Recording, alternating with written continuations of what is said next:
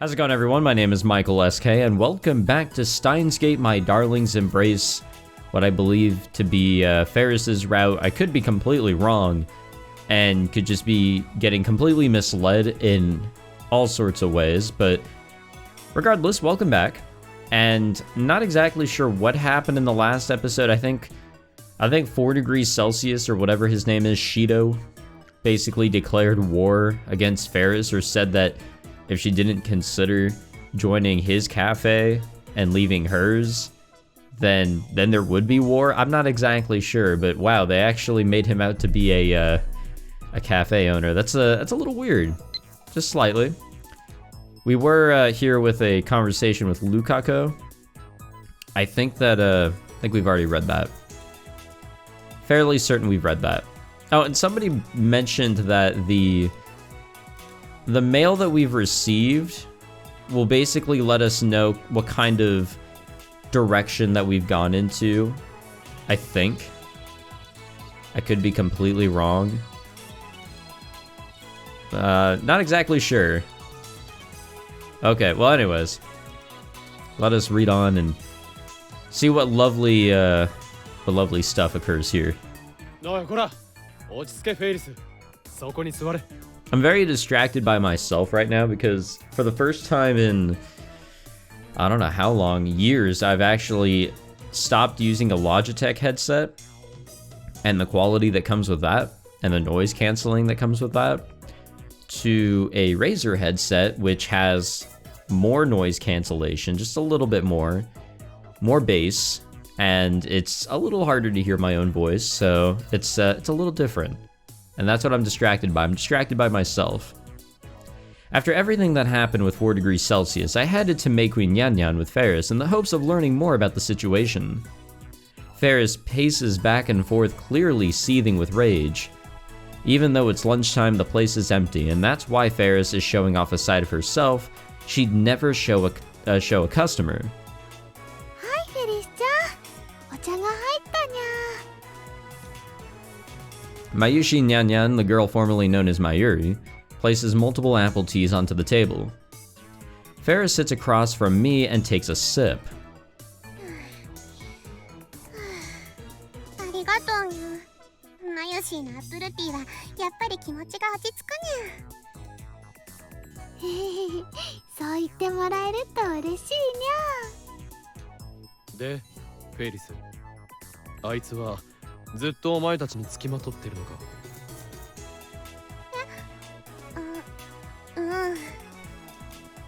秋葉にあいつの店しかなくなるとかおかしなことを言っていたが。フェリス、ごめんにゃ。今日も心配かけて。でも安心してにゃ。残念だけど、マヨシーにはこのお店を辞めてもらうことにしたから。は？どういうことだ？そうすれば、マヨシーがあんなやつに絡まれることもないにゃ。でも。お前はどうするんだ、フェイリス。心配しなくていいにゃ。自分でなんとかできるから。これは京馬やマヨシーとは関係のないお話なんだにゃ。フェイリスの問題だから。何を言っている。お前はラボメンじゃないのか。俺たちの仲間じゃないのか。無関係とはなんだ。仲間の危機を見過ごせるほどこの法王院京馬は愚かではない。でも Faris looks lost and confused for some reason. She turns her gaze to Mayuri. オカリンに相談してみようよ、フェリスちゃん。ね。Mayuri gently urges her. 俺に何ができるかはわからん。が、まずは話を聞かせてみろ。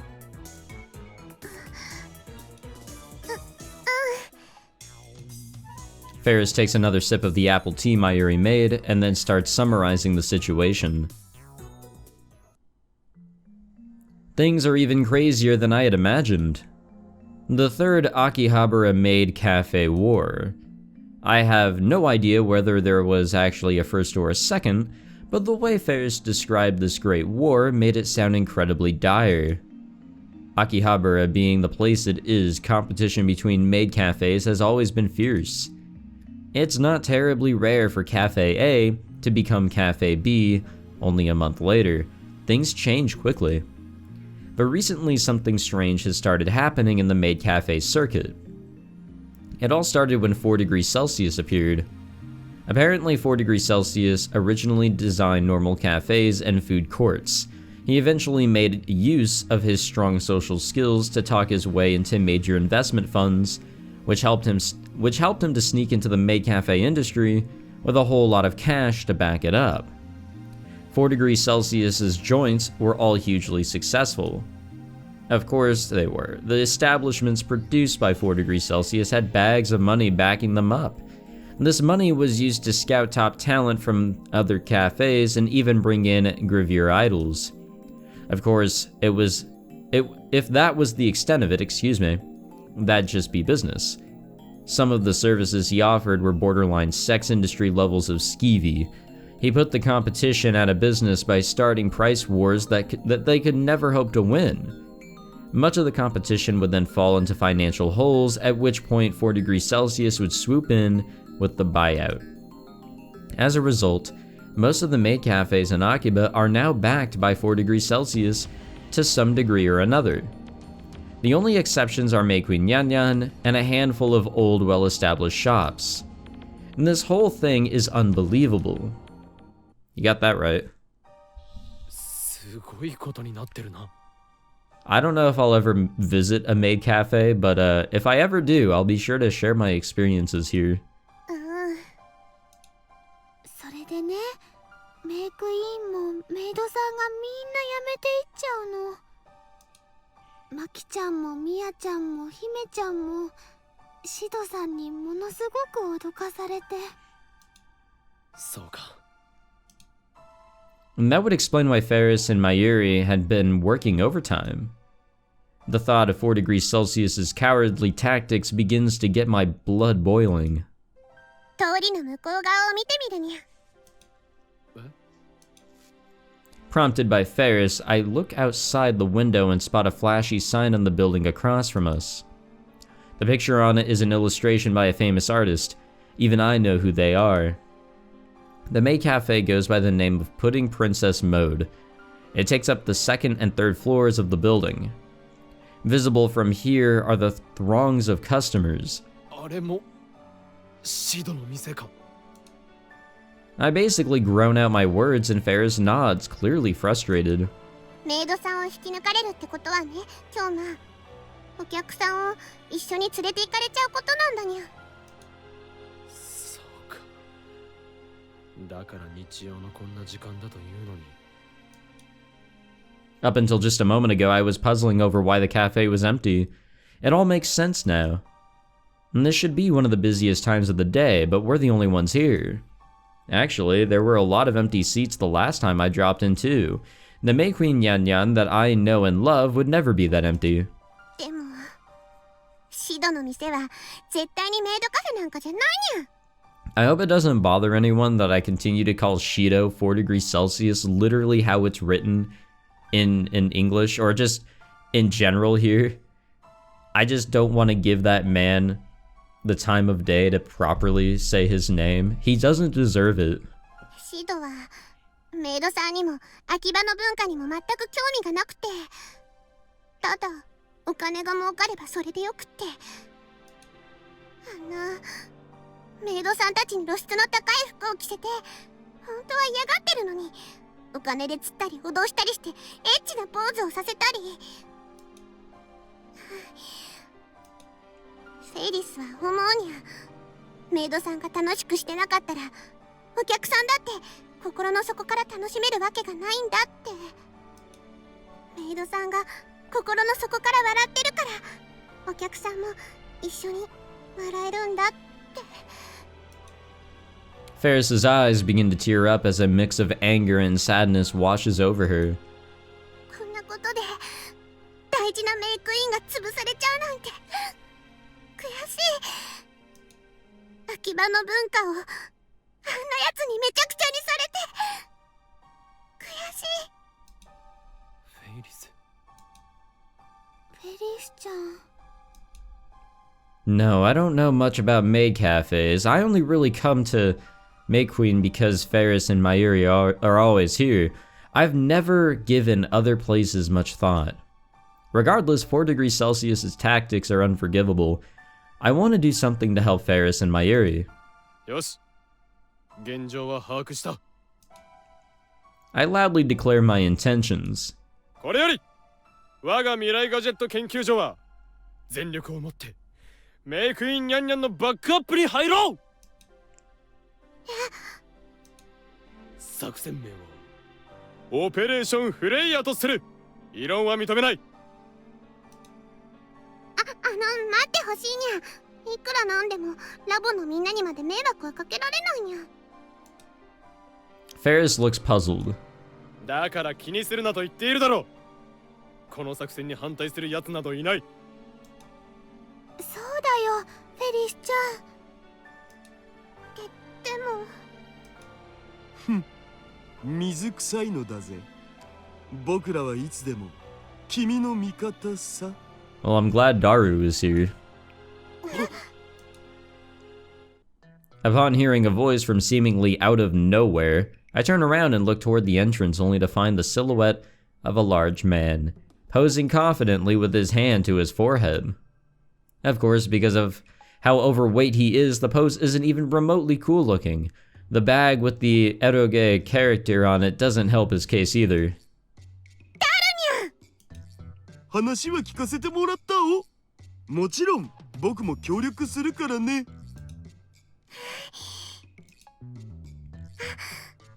ありがと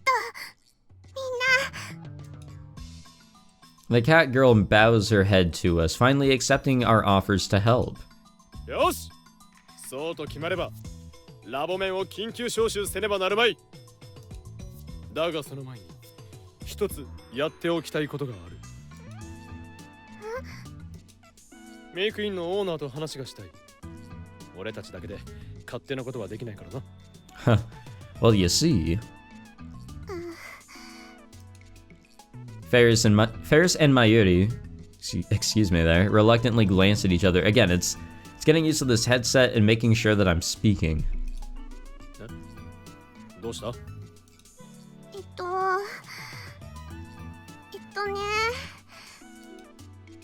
Faris licks her lips several times in hesitation.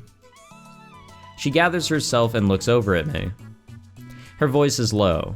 これは極秘中の極秘なんだけど、この店メイクインニャンニャンのオーナーはフェイリスなのにゃ。 Daru flips over his chair, making a huge sound that echoes throughout the room. Wait, why was that whispered? Wasn't like nobody there? I think their voices got cut off there. We can't contain our excitement as we look up at the super high-class, high-rise apartment building next to UPX. すごいわね。このマンションの一番上が本当にフェイリスさんの家なんですか？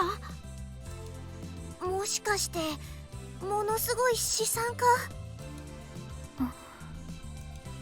まゆりもここに来るのは初めてなのか？うん。フェリスちゃんがお店のオーナーさんなのは知ってたけど、それ以外は謎なんだよ。そうか。 Not only does she operate a maid cafe, but she also lives in a place like this. Who exactly are you, Faris Nyan Nyan? Anyway, I'm sure you're probably wondering why all of us lab mems are standing here staring awestruck at an apartment building. Since the place was lacking for customers anyway, Faris decided to close up shop at May Queen Yan Yan and hold a roundtable conference at her place. Her reasoning? Since everyone is going out of their way to help, I'd like to treat you all to a good meal. But we never imagined we'd end up here. I feel terribly out of place given the way I'm dressed. Is it really okay for people like Daru and I to be here? The thought crosses my mind, but I quickly move on. There's no point standing here dumbfounded. I press the intercom button. Alrighty. I reflexively tense up. The speaker on the other end of the intercom sounds like quite the dandy gentleman. After stating my name and business, the auto lock on the door opens, allowing us access into the elevator hall. Now obviously, we should know all about Faris at this point. From the main game, and in Linear Bounded Phenogram, her, there was, let's see, Kirisu's route and Faris's route that kind of, I guess, led to showing more about her character. The hall floor is covered in soft carpeting, and the entire area has been polished to an incredible shine, not even a speck of dust in sight. This seems more like a high-class hotel than an apartment building. Undoubtedly, we all feel incredibly out of place, but nonetheless pile into the elevator. いらっしゃいませ。はい。 As we enter Faris's home, we're greeted by an older gentleman in an extremely classy suit. どうもこんにちは。お邪魔します。 The gentleman leads us into the living room, and we nervously take seats on the couch. How many square meters wide is this living room? It's huge! And the ceiling is so high up too. I actually never noticed that before. High up ceilings always just, like, it's wild. It makes you think, one, it's totally unnecessary, but two, it's like, god damn, more room for really no reason. That view of Akihabara through the huge windows up front is amazing. まるで人がゴミのようだ。これは法王院京魔の居城にふさわしいな。今お嬢様を呼んでまいります。しばらくお待ちください。はい、よろしくお願いします。Back to reality there, Okabe. I reply with a polite nod, and the elderly gentleman leaves the living room with a gentle smile. Damn it, I was totally ready to go into a dramatic monologue, and now it's all ruined. 今のってもしかしてバトラーかしら。 Wow, really? バトラー？誰かと戦うの？強いの？そっちのバトラーじゃないぞ、まゆり。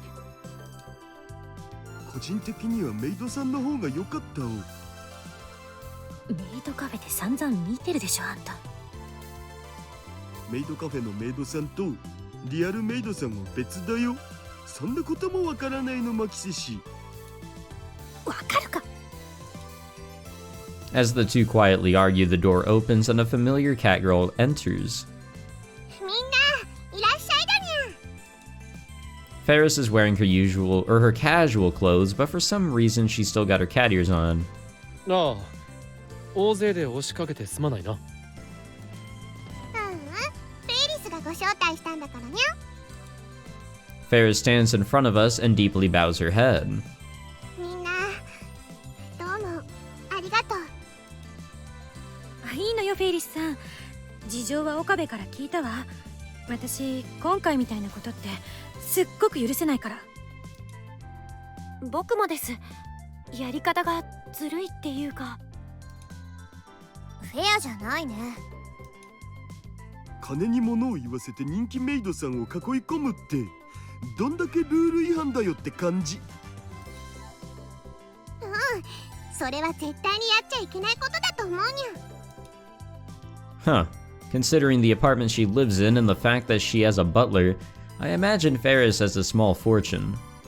Which means that she could utilize the same tactics as 4 degrees Celsius if she wanted to. She could easily attract customers back to Meikuin Nyanyan. But Faris is resolute.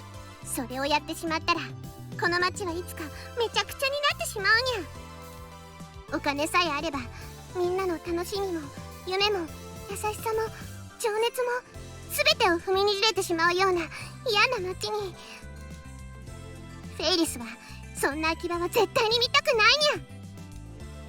We all feel the same way. 取材 I didn't know Moeko was here. I was thinking to myself, I'm like, huh, maybe Moeko is not a part of this one, but nope, there she is. してもいい？ Moeka asks Faris. It seems the current maid cafe issue is something of a popular topic at the editorial company where Moeka works. If all goes well, the story could end up getting featured in a magazine, or at least that's what Moeka believes.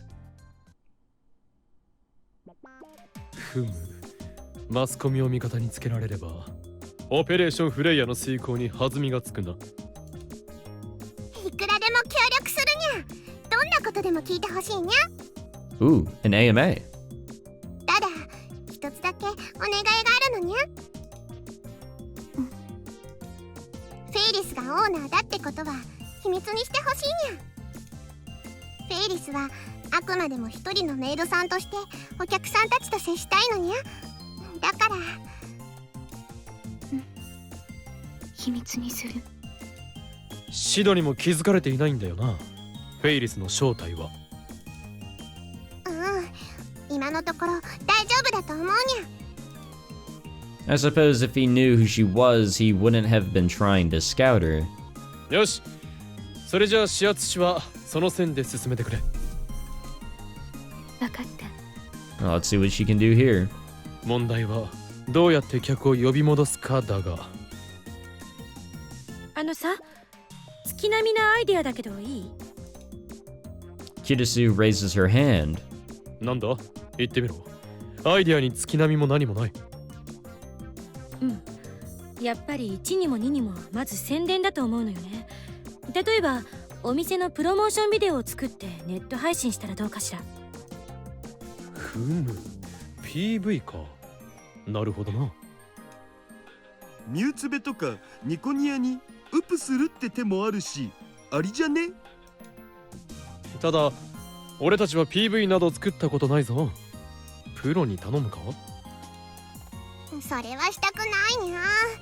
できればみんなで楽しく作った方がお店の雰囲気が伝わると思うにゃ。そうね、今回の場合親近感を持ってもらうのが大事だと思う。じゃあ俺たちで撮ってみるか。 Lukako timidly raises his hand in response. もしよかったら、僕のお父さんが結構いいビデオカメラを持っているので借りてきましょうか。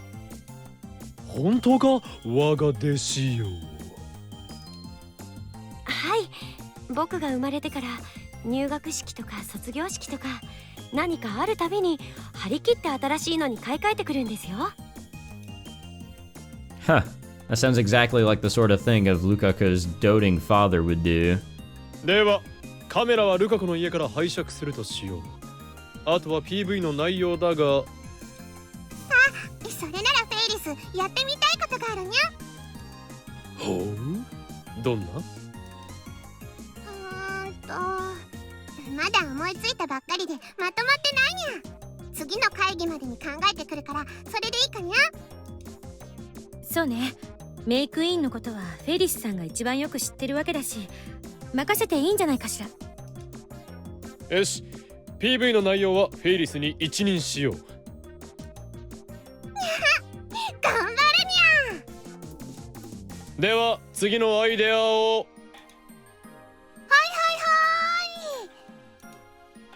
前より聞かせてみろ。実はね、ずっと前から考えてたんだ。動物さんカフェをやるのはどうかなって。 An animal cafe? 動物さんカフェ？ Well, okay, well, I wasn't expecting everybody else to ask. 何？ね、メイクインの中に動物さんを放し飼いにするの。ああ、猫カフェとかそういうやつね。Yeah. そう、それのもっとすごいやつを作るんだよ。猫ちゃんとかワンちゃんだけじゃなくってコアラさんとかペンギンさんとか。ちょっと待て。猫や犬ならともかくコアラやペンギンは厳しいだろう。だけどお客さんは来ると思うな。客より先にワシントン条約か何かで警察が来そうだが。Yeah, I was gonna say. ちなみにペンギンというのは一部でウホの象徴になってるらしいよ。No, but thank you. Thank you, Daru. そんな豆知識はいらん。ダメかな。猫や犬にしても普段はどこで飼うんだ。世話をするのは大変だぞ。そっか。あ、だったらね、動物さんの着ぐるみはどう？着ぐるみ？マユシーが作るよ、ペンギンさん。はにゃー、それは可愛いかもしれないにゃ。んで、誰がその着ぐるみに入るんだ？ Everyone points directly at me. Wait, why Okabe? Why Okabe? 却下だ。次、何かアイデアがあるものを。As I look around, Suzuha quickly raises her hand. あのさ、サバイバルカフェはどうかな。というと、もしかしてサバゲーとメイドカフェのコラボか？無法、メイドさんが銃持ってるとかありがちだけどいいんじゃね？絶対領域に川の食い込みホルスターは神すぐる。どうだフェイリス？スペース的にサバゲーは無理だけどにゃ。でも店内の雰囲気をそれっぽくしてエアガンを用意するだけなら可能にゃ。エアガン？なんで？なんでって、お前が言ってるのはサバイバルゲームカフェだろ？違う違う、サバイバル料理が出てくるカフェだよ。あ？サバイバル料理って一体どういう？ I too am wondering that. ね、公園の草を煮たり、線路脇の草を焼いたり。却下だ却下！結構いけるよ。今度ごちそうしよっか。 God damn it. 力いっぱい遠慮させてもら Suzuha う。 really is something, huh? 美味しいのにな。 What kind of life do you live, part-time warrior? 他に何かないか？ほい、そろそろ真打ちが発言するのだぜ。却下する。いくらなんでもひどくね？だってさ、橋田のアイデアってなんかエロそうなんだもん。フェイリスやマユリにおかしなことはさせられんぞ。エロくねえよ、させねえよ。人を何だと思ってるんだお？ Well, you're Daru, so... エロいだろ、させるだろ、変態だろ。 Yeah, there you go. すいません。Under Kirisu's sharp glare, Daru's big body curls up into a tiny ball. まあまあ、二人とも橋田至の意見も聞いてみようよ。そうだよ。天音し、まゆし。橋田至だってさ、たまにはいいこと言うかもしれないし。そうだよ。ぐはー、死ぬる。今のは割と致命傷だな。悪気がないって時に残酷よね。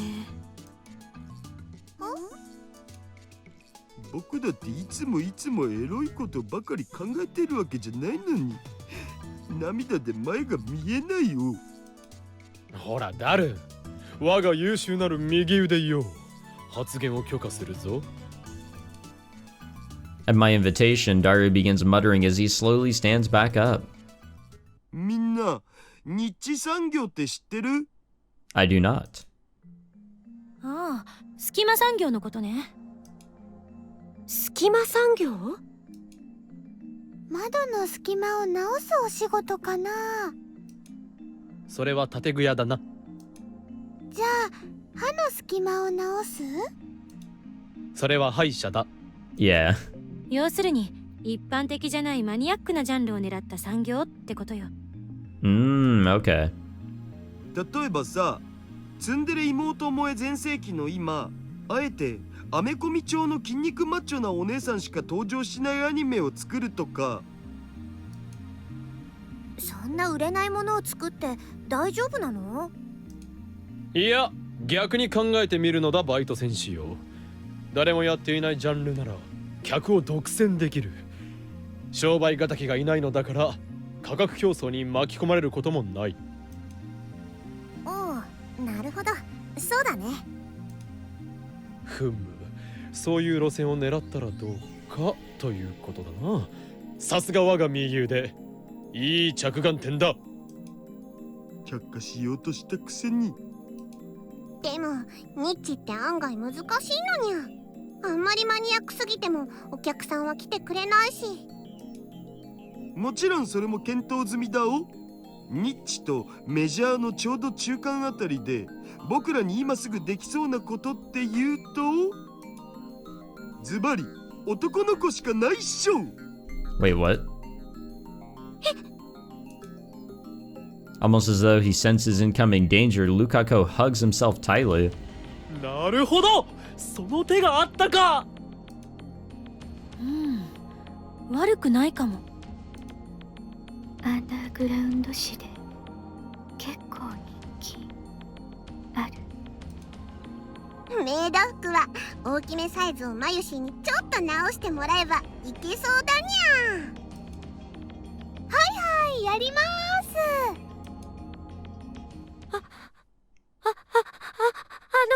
皆さん何か変なこと考えてますよね。Lukako seems desperate, tears forming in his eyes. 変なことではないぞ、我がパダワンよ。兄弟で卑劣な帝国に打ち勝つため、今こそお前のフォースが必要なのだ。僕のフォースって何ですか？ Man, we're using a direct reference フ here. ォースか、それはな。こんな可愛い子が女の子のはずがない。Ah. やっぱり気に入らなければ俺の男友達がこんなに可愛いわけがないでもいいよ。どっちも嫌です。 Lukako suddenly jumps up from the sofa, shaking his head while backing away. I stand up as well, walking slowly toward him. ルカコよ、お前の気持ちは痛いほどわかる。だが頼む、大切な友のため一肌脱いで、そして一肌着てもらえないだろうか。誰がうまいこと言えと。でも僕そんなメイド服なんて。臆するなルカコ、戸惑いを捨て新たなるステージに立つがいい。時代はお前を求めているのだ。輝けるニューカマーよ。今のはオカマさんとカマーをかけたのかにゃ。だから誰がうまいこと言えと。 God damn it.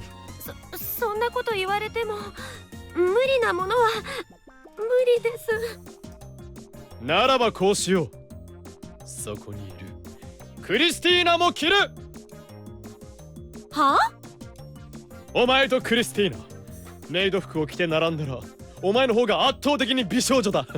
俺が保証しよう。だから安心するがいい。あんた何言ってくれちゃってんの？図星を疲れて怒るのは後にしてくれ。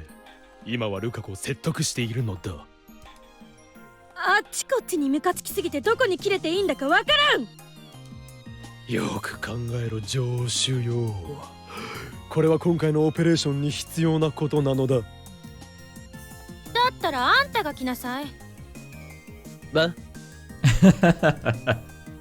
男の子でしょ、一緒にやってあげなさいよ。何をバカな。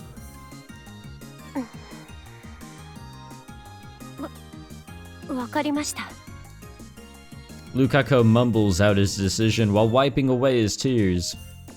京馬さんと一緒なら僕頑張れます。おいこら！ Now it's my turn to slowly back away.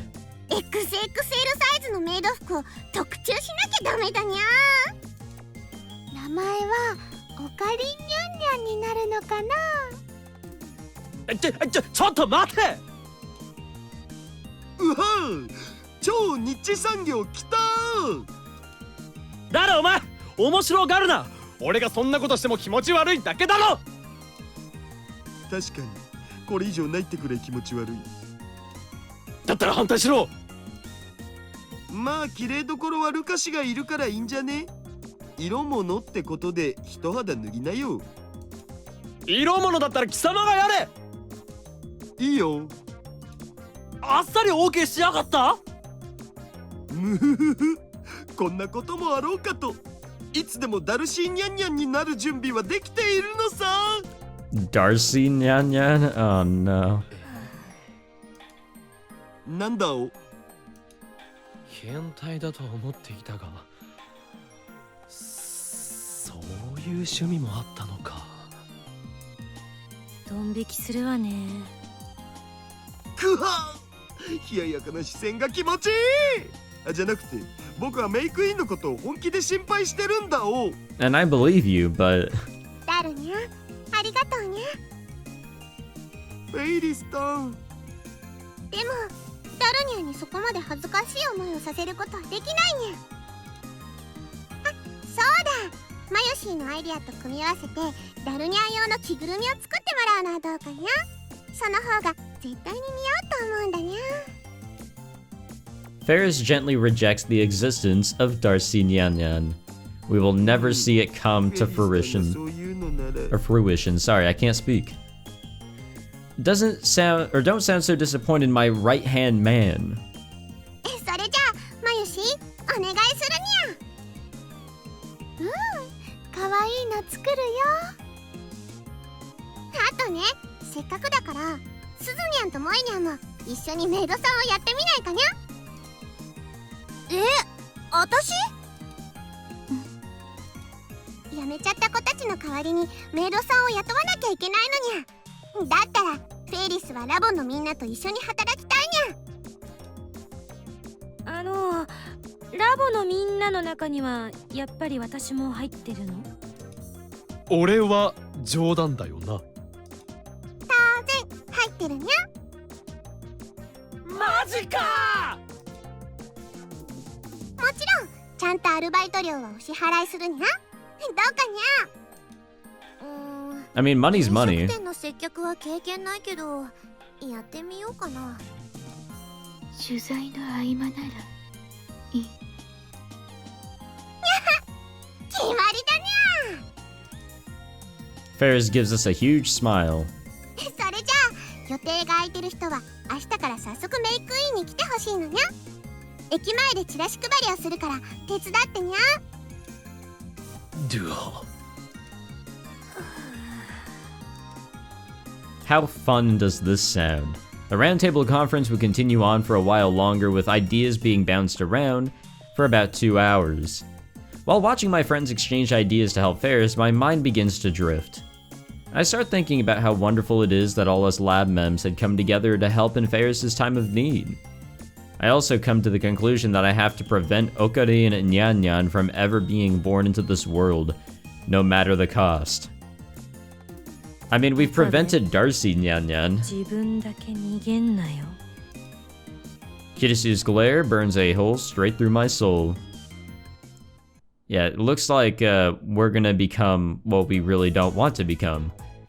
Alrighty, we will end this episode. I went a little over our time here, but that's okay. Nothing wrong with that. I hope you all enjoyed this episode. If you did, be sure to leave a like, subscribe, all that fancy jazz, and I will see you all in the next episode.